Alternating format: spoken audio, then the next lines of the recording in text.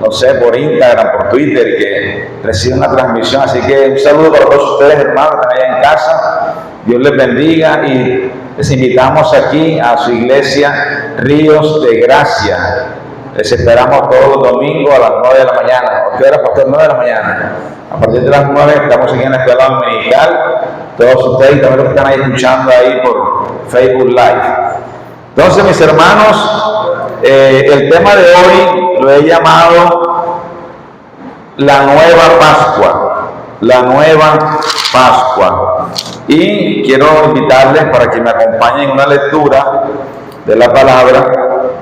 No sé si es posible el ventilador, echarlo, sí, porque me vuelan las hojas y todavía soy de la vieja escuela que utilizo papel, entonces me vuelan las hojas. Bueno, hermanos, como les decía, hablaremos hoy acerca de la nueva Pascua.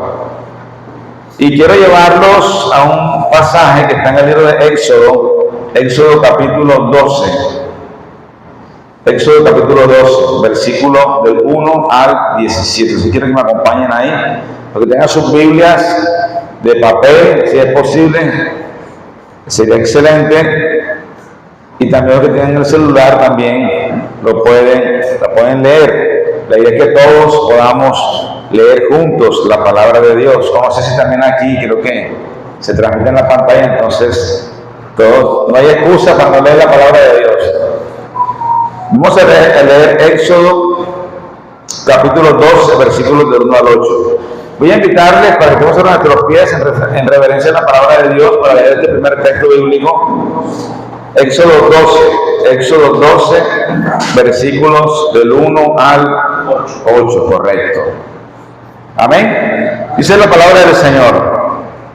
Habló Jehová a Moisés y a Aarón en la tierra de Egipto, diciendo: este mes os será principio de los meses para ustedes.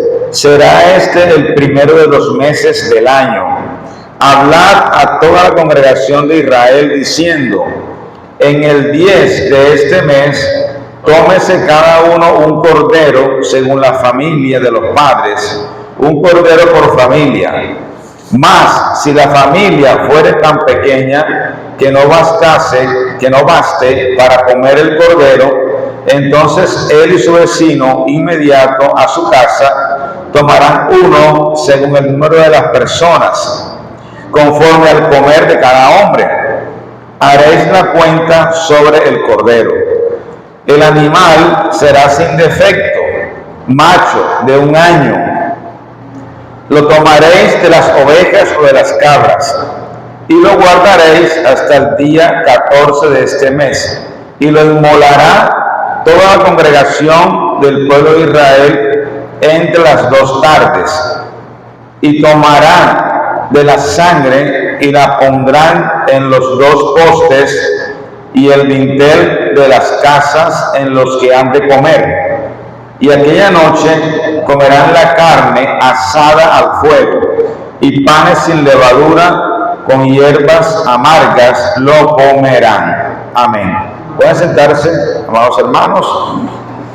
Bien, como les dije, hermanos, vamos a ver cuál es el trasfondo del sacramento de la cena. Ustedes no se vayan a asustar cuando yo hablo del sacramento. No vayan a pensar, no, esa iglesia es católica porque habla de sacramento. No, la palabra sacramento quiere decir un misterio, o sea que hay un misterio en este sacramento de la Santa Cena. Vamos a ver cuál es ese misterio. O sea, la palabra sacramentum viene del misterio, que hay un misterio. Y muchos dicen que esa palabra sacramento no aparece en la Biblia, pero su raíz sí aparece. ¿Cuál es la raíz de la palabra sacramento? Ya lo mencioné, es la palabra misterio. Sacramento quiere decir misterio. Por eso el apóstol Pablo habla del misterio del Evangelio. ¿Saben qué es esa frase? El misterio del Evangelio, que habla el apóstol Pablo. Entonces, ese misterio del Evangelio es que Cristo, siendo perfecto, siendo santo, se entregó por nosotros. Es un misterio porque como alguien perfecto, santo, sin mancha, puede entregarse por una raza pecadora. Bien, hermanos, entonces, como estamos leyendo aquí en este pasaje, en el capítulo 12, Dice la palabra que este mes en el cual Israel sale de Egipto se le llamó el mes de Nisan, que es el primero de los meses para ellos. Esto equivale como si dijéramos enero para nosotros, aunque el mes de Nisan no es en enero sino en marzo, pero es el primer mes del año para el calendario judío. Entonces en el mes de Nisan el pueblo de Israel celebra una fiesta anual en el cual ellos recuerdan o conmemoran o recordatorio cuando Dios los sacó de Egipto y Yahvé derramó su juicio contra la nación egipcia. Ustedes recuerdan, hermanos, y creo que todos hemos visto en las películas, ustedes recuerdan el tema de las 10 plagas de Egipto, ¿verdad? ¿Se han visto eso en las películas? Semana Santa, la película de Moisés, cuando Dios abrió el mar rojo y todo eso. Recuerdan que Dios derramó 10 plagas sobre Egipto. Y la última plaga, es la que voy a mencionar, no vamos a hacer todo ese recorrido porque son muy largos, pero la última plaga fue la plaga de la muerte de ¿quién? ¿Quién recuerda? La muerte de los primogénitos, del hijo, de los hijos, del hijo del faraón, ¿verdad? Entonces, Dios dictaminó que en Egipto, o sea, Dios da un decreto de muerte contra Egipto, de que iba a morir el primogénito de toda la familia egipcia. O sea, el primer hijo de todos los egipcios iba a morir. Pero no solamente de los humanos, sino también de los animales. Es decir, animales y humanos de primogénito iban a morir. Obviamente, pues también iba a morir el hijo del faraón en ese decreto de Dios, en ese juicio que Dios derrama sobre Egipto. Pero ocurre algo, hermanos. Dios dictamina por decreto divino que todo primogénito, tanto de animales como de seres humanos, iba a morir. Pero recuerden que ahí también estaba Israel todavía, aún no habían salido de Egipto, ¿verdad? Entonces, Dios también dictaminó salvación para su pueblo. Es decir, los que iban a morir eran los primogénitos de Egipto, mas no los de Israel. Estamos viendo, hermanos, que ya Dios está marcando una diferencia. Aunque Israel estaba dentro de Egipto, vivía en Egipto, ya Dios marca una diferencia entre los egipcios y los israelitas. Eso quiere decir, hermano, que hay una diferencia entre el pueblo de Dios y el resto de la humanidad. Que no son, aunque estamos en la humanidad, pero no pertenecemos a esta humanidad que está esclavizada. Creo que el pastor explicó en la escuela dominical. No pertenecemos a esta humanidad que está esclavizada bajo el pecado. Ya hemos sido liberados por algo, por alguien. Entonces, mis hermanos, en este contexto, Dios le da una orden al pueblo de Israel. ¿Y cuál fue esa orden? Que tenían que sacrificar un cordero. Dice la palabra que era ya unas especificaciones, no era cualquier cordero, no era que iban a coger cualquier animal, sino que dice que era macho cabrío, no podía ser de las hembras, tenía que ser un macho cabrío, dice sin defecto. Es decir, que no estuviera tuerto, que no le faltara un ojo, que no estuviera con las paticas partidas, dice sin defecto, de 1 año de edad. Y ese era el cordero, o también dice de las cabras o de las ovejas. Ese era el animal que iban a sacrificar. Pero le da unas especificaciones todavía más. Le dice que tenían que matar al animal y comer panes sin levadura. Por eso se le conoce como la fiesta de los panes sin levadura. Más adelante se le llamó así. Tienen que comer panes sin levadura y cocinados con especias amargas. Y entonces le dice, ustedes tienen que tomar la sangre del animal, miren lo que les explica, y dice que van a tomar la sangre del sacrificio y van a colocarla en el dintel de la puerta, o sea, en la parte de arriba de la puerta, en el dintel y a los lados, en los muros, y van a coger con una brocha, no sé, con algo, y tienen que pintar la entrada con la sangre del animal. ¿Y qué ocurría, hermanos?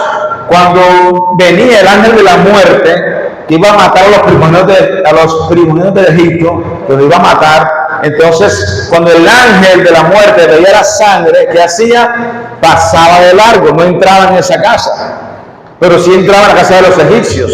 Entonces de ahí viene el nombre de la Pascua, que es Pashá, que es pasar, o sea, el ángel pasó. no entró en esa casa, sino que pasó y entró a la casa de los egipcios y allá sí mató al primogénito. Entonces esto es lo que representa la fiesta de la Pascua, que el ángel de la muerte no entró en esa casa, mis hermanos. Quiere decir que esa sangre era un símbolo, un sello, una representación visible de que el ángel de la muerte no iba a entrar ahí. Ahora, mis hermanos, todo esto, esta simbología, todo esto que estamos leyendo aquí en el libro de Éxodo, apunta a algo más. No era algo sin significado.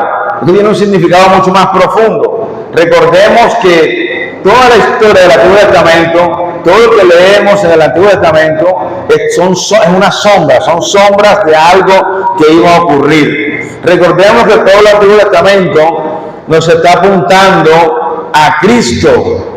Todo el Antiguo Testamento, todos estos mandamientos, todos estos ritos que se empezaron a hacer a partir del Éxodo, están apuntando a Cristo. Ese cordero que se sacrificaba en la fiesta de la Pascua y esa sangre que se derramaba, mis hermanos, está apuntando a Cristo, que es nuestra nueva Pascua. Ese animal, ese macho cabrío, ese cordero, era una representación visible de que algún día iba a venir un cordero también perfecto. Por eso el animal era, dice, perfecto, sin defecto alguno. Macho, no era de las hembras, porque era un varón el que iba a venir. Cristo, el varón perfecto, iba a venir. Ese cordero perfecto iba a venir a morir por los pecadores, por nosotros, mis hermanos. Y miren que cuando Jesús aparece en escena y se aparece en el río Jordán, recuerdan cuando fue a ser bautizado y Juan el Bautista lo ve, ¿qué fue lo que él dijo? Lo encontramos en Juan 1:29, eso lo voy a leer acá, o también lo podemos colocar allá. En Juan 1:29, cuando Juan ve a Jesús, ¿qué fue lo que dijo? He aquí el Cordero de Dios que quita el pecado del mundo. ¿Por qué Juan el Bautista dijo esas palabras? Siendo judío, Juan el Bautista entendía que en Jesús se cumplía la simbología de ese Cordero Pascual que era sacrificado cada año en el tabernáculo. Jesús vino a ser ese Cordero que se hizo presente en ese momento para cumplir todas aquellas promesas y para cumplir esa señal de la antigüedad se cumple ahora en Cristo. Por eso Juan cuando lo dice, he aquí el Cordero de Dios. ¿Y qué es lo que el pueblo de Israel sacrificaba? Un cordero, pero un animalito. Pero ahora ya no es un animal, ahora va a ser Jesús, el Cordero de Dios, que vino al mundo para traernos las buenas nuevas, para enseñarnos, pero también para cumplir el propósito de Dios, que era morir en la cruz para perdonar nuestros pecados. Ahora, mis hermanos, hay una pregunta, y la pregunta es ¿por qué? ¿Por qué tuvo que Jesús morir? Pero ¿por qué el animal? Bueno, ya sabemos que el animal era un símbolo, pero ¿por qué Jesús tuvo que morir y derramar su sangre? Dice la palabra en el libro de Hebreos 9:12 que sin derramamiento de sangre no hay remisión de pecados. ¿Por qué, mis hermanos? Dice la palabra que la paga del pecado es la muerte. Entonces Dios tenía que cobrar ese pecado con la sangre. Pero resulta, hermanos, que no fue con la sangre de nosotros, sino con la sangre de su propio Hijo. Tiene que haber derramamiento de sangre para que haya justicia, porque la palabra dice que el pecado, que la paga del pecado es la muerte. Entonces alguien tenía que morir, o moríamos nosotros o moría alguien más en lugar de nosotros. Entonces, por eso, hermanos, Cristo viene a ser nuestra Pascua. Cristo viene a ser nuestra nueva Pascua. Y quiero leer este versículo que está en Hebreos 9:12. Miren lo que dice, aquí lo tengo. Miren lo que dice Hebreos 9:12. Dice, y no por la sangre de machos cabríos, o sea, ya no hace falta sacrificar más animales. Dice, y no por la sangre de machos cabríos ni de becerros, sino por su propia sangre, por la sangre de Cristo. Dice, entró, mira lo que dice, entró una vez y para siempre. ¿A dónde? En el lugar santísimo, habiendo obtenido eterna redención.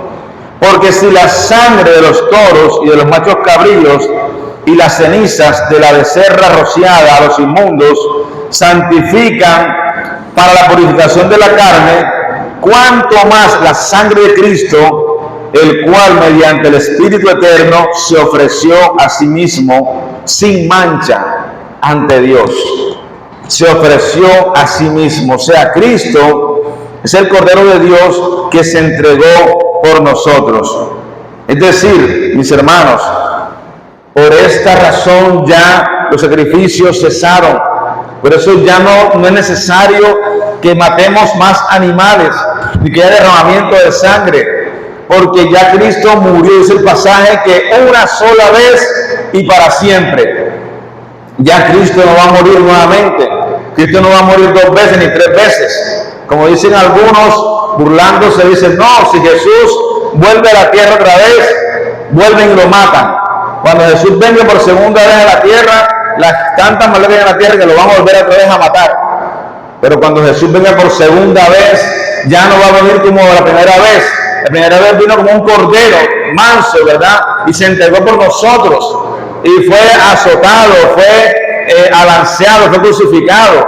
Pero en su segunda venida ya no va a venir como cordero, va a venir como juez, va a venir como regidor, va a venir como rey, como gobernante, como soberano, va a venir para juzgar a las naciones. Hermanos, yo pienso que estas plagas de Egipto, volvamos un poquito atrás, estas plagas de Egipto, de estos juicios que derramó, eran el anuncio, eran también como las sombras del día del juicio final. Porque ese gran día, entonces, el gran juez eterno va a derramar su justicia sobre todos aquellos que lo rechazaron y que no lo reconocieron como ese Cordero de Dios que quita el pecado del mundo. Ahora, mis hermanos, ¿cómo nosotros podemos enlazar esta Pascua judía con la Santa Cena? Bueno, ustedes recuerdan que el Cordero, la sangre era derramada, ellos tomaban la carne, la asaban al fuego, comían la carne y la sangre era colocada como señal, ¿cierto? Entonces, ¿qué fue lo que Jesús nos enseñó acerca de esta celebración? Ustedes recuerdan, hermanos, que cuando Jesús ya estaba próximo a morir en la cruz, Él se reunió con los apóstoles, con sus discípulos, se reunió en un lugar y comieron. ¿Recuerdan eso? Ya comieron. La pregunta, ¿en qué época del año Jesús comió con los discípulos ya su última cena? Pues precisamente fue en el mes de Nisan, en la fiesta de la Pascua. Mientras los judíos celebraban esa Pascua, Jesús se entregaba. Y es precisamente en la fiesta de la Pascua en la cual sacrificaban el animal. O sea, Jesús en la misma fiesta de la Pascua se entrega por nosotros, simbolizando que Él ahora viene a ser nuestra Pascua. Por eso hablamos de la nueva Pascua. Ya no celebramos la Pascua matando un animal, celebramos nuestra Pascua en Cristo. Por eso nuestra Pascua es todos los domingos, pero también todos los días. Ya vivimos bajo la nueva Pascua que es en Cristo. ¿Por qué, mis hermanos? Porque lo mismo que sucedió en la época del Éxodo va a ocurrir en la segunda venida de Cristo. Exactamente igual.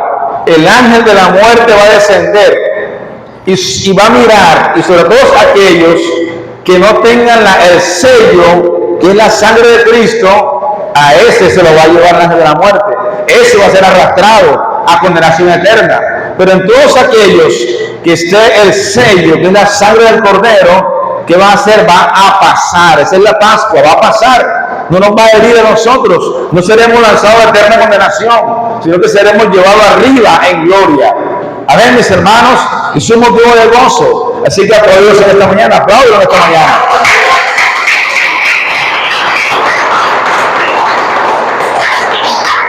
Gloria a Dios, porque usted ha sido marcado, usted ha sido sellado con la sangre de ese Cordero perfecto que fue derramada en la cruz. Ahora, mis hermanos, ¿cómo conectamos esto con el sacramento de la cena? Voy a leerles un fragmento de la confesión de fe de Westminster, que es una de las confesiones que aceptamos como iglesia reformada, y miren cómo conecta la vieja Pascua, por así decirlo, o la primera Pascua, con la nueva Pascua, que es Cristo. Voy a leer aquí el capítulo 29.1 de la confesión de fe de Westminster. Voy a leerlo literalmente, aunque voy a parafrasear algunas partes. Dice: nuestro Señor Jesucristo, la noche que fue entregado, instituyó el sacramento de su cuerpo y de su sangre, llamado la Cena del Señor, para que se observara en su iglesia hasta el fin del mundo. Bueno, ahí sí quiero explicar. Cuando dice el fin del mundo, no nos confundamos y no pensemos que se va a acabar todo, que no va a existir nada más, porque mucha gente entiende el fin del mundo como que no, ya todo se va a acabar, va a ocurrir una catástrofe mundial, un apocalipsis y todo va a desaparecer. Cuando habla del fin del mundo, se refiere al fin del pecado, al fin del sistema de corrupción en el que vivimos todavía inmersos. Recuerden, ¿verdad? Estamos en el mundo, pero no somos del mundo. Entonces, el fin del mundo es el fin de la maldad. Así de sencillo, pero la iglesia continúa. La iglesia sigue por toda la eternidad. Entonces, cuando venga el fin del mundo, que es la segunda venida de Cristo, hasta que venga Cristo, tenemos que celebrar la Pascua en Cristo, que es la Santa Cena, que la vamos a celebrar ahora en diciembre, ¿cierto, pastor? Entonces, esa Santa Cena nos recuerda el sacrificio de Cristo. Entonces, para recuerdo perpetuo del sacrificio de sí mismo en su muerte, para sellar a los verdaderos creyentes los beneficios de ella, o sea, de la Santa Cena, para su alimentación espiritual y crecimiento en él, para un mayor compromiso en y hacia todas las obligaciones que le deben a Cristo.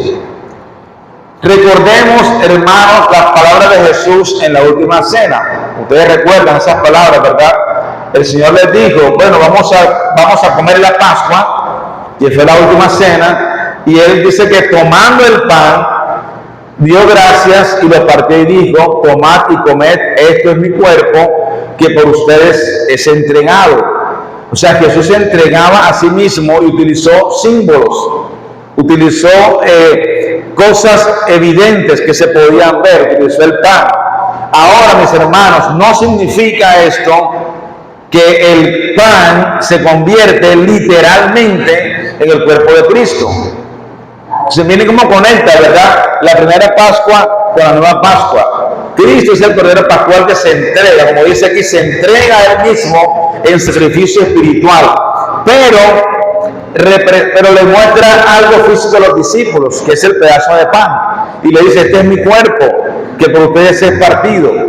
Desafortunadamente algunos lo malinterpretan y entonces se habla de la transustanciación, y muchos creen que el pedazo de pan se convierte literalmente en el cuerpo de Cristo, pero no es así, hermanos. Ese pedazo de pan sigue siendo pan. Lo que sí ocurre en la Santa Cena es que está presente la gracia de Dios, pero no es que se convierte literalmente en el cuerpo de Cristo, porque acordémonos que Jesús usó metáforas, ¿cierto? Cuando Él dijo: esto es mi cuerpo, no lo decía literalmente, no lo decía físicamente, no lo decía que era algo evidente que se convertía en el cuerpo, en su cuerpo, o que eso se convertía en un pedazo de carne que era su cuerpo. Lo mismo también ocurre con el vino. Cuando Jesús tomó el vino y dijo: este vino es mi sangre, Él dijo: este vino es mi sangre, que se dará derramado por todos ustedes. Él no estaba diciendo que ese vino se convertía literalmente en su sangre, sino que ese vino representaba su sangre. Ahora, recordemos, hermanos, que Jesús utilizó muchas metáforas, ¿cierto? Jesús dijo: yo soy la puerta de las ovejas, y el que por mí entra será salvo. Significaba eso que Jesús es una puerta como esa que está ahí, de madera, que Jesús tenía madera y una chapa. No, cuando dijo yo soy la puerta, es una metáfora. Está diciendo que Él es la entrada hacia el camino de la salvación. Y él dijo, yo soy la vid verdadera, yo soy el pan de vida, yo soy el camino. O sea, Jesús utilizó metáforas, comparaciones visibles para que pudiéramos entender. Así también es aquí en la Santa Cena, o en la última cena, en este momento de la historia, Jesús utilizó una metáfora con el pan y con el vino. Pero no pensemos, hermanos, que cuando vamos a Santa Cena y vemos el pedazo de pan, nos estamos comiendo el cuerpo de Cristo, literalmente. Porque eso sería canibalismo, ¿verdad? No estamos tomándonos la sangre, o sea, sería algo terrible. De hecho, hermanos, en el primer siglo, en la Roma cristiana, o en la época de los discípulos, en la época de Pablo, de Pedro, muchos acusaron a los cristianos de canibalismo. Porque dijeron, mira, esa gente se come el cuerpo de Cristo, eso es canibalismo. Los acusaron, los persiguieron por eso y los mataron, porque no entendían el significado, que era algo metafórico, no era algo literal.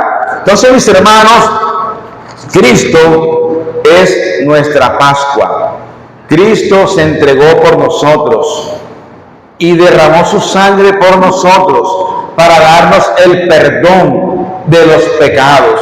Como dice en el libro de Hebreos, Él entregó, fuimos rociados con su sangre para ser limpios, para ser purificados de nuestras maldades, para que podamos tener entrada a la presencia de Dios. Por eso dice la palabra de Dios que no hay otra oportunidad, que no hay otro camino, que no hay más opciones, que no hay ningún otro líder religioso, que no es Buda, no es Mahoma, no es Confucio, no hay ninguna otra opción, sino que Cristo es el camino, la verdad y la vida, porque Él fue el que pagó por nosotros y es el eterno Hijo de Dios, aprobado por Dios, enviado por Dios para morir. Dios no envió a Mahoma, ni envió a Buda, ni envió a nadie más, envió a su Hijo Jesucristo, el unigénito Hijo de Dios, que fue enviado, que nació de una virgen, que fue engendrado, no creado, en el vientre de María, y nació y se hizo hombre para derramar su sangre una vez y para siempre. Eso es lo que se llama el sacrificio eterno de Cristo, mis hermanos, que usted y yo hoy hemos aceptado para ser perdonados.